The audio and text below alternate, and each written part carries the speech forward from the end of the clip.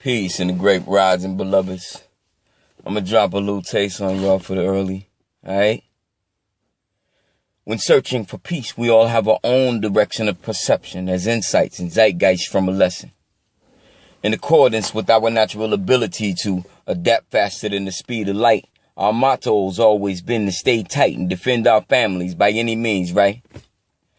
Now, within our life cycle, we will indeed experience many models of tribulations that seem to almost rip us apart, but still we've survived, we've cried and prepared for the long ride to do or to die. For even if the days are transformed into even darker 24s, the meanings of our unities would still be originals gifted to live and not be denied as we strive.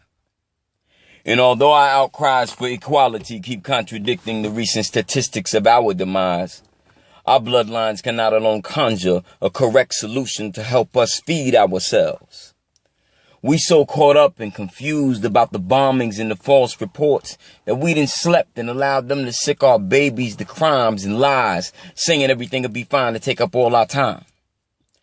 The strange thing is we trapped in our own recognizance, and many of us are victims of themselves, keeping us away from the truth, so we don't even see the difference in the wealth.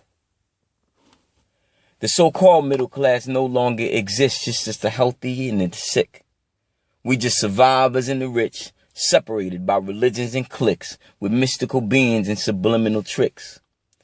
And now they're trying to make ignorance and skinny pants the ways of our youth as a group, while quickly feminizing our next generation of male soldiers on the loose, putting pollution into the brood. They're keeping them lost and stranded in this wilderness of no hope and more dope when praying seems like it's beginning to be just a fluke for fools hanging from an even thicker rope, cause we still strange fruit.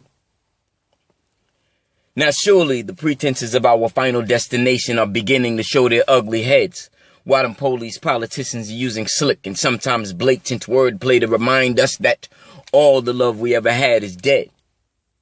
As they keep us out the loop, we're still blindfolded and fighting for home schools, shoes, and food from all Moore's News with the leaks on Channel 5 at 9.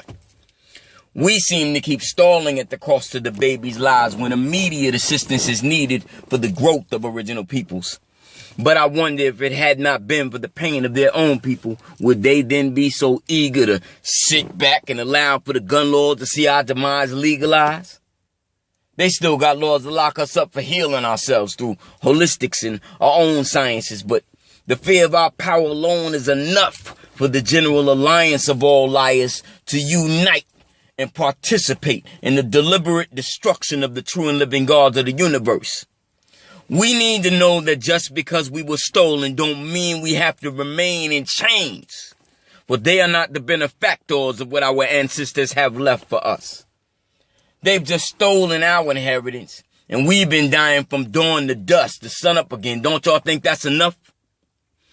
There's nothing wrong with our DNA. We were born right and exact. It's only problematic because we've been taught the wrong ways, from shackles to stats. Why we keep believing in that? No peace, man. One.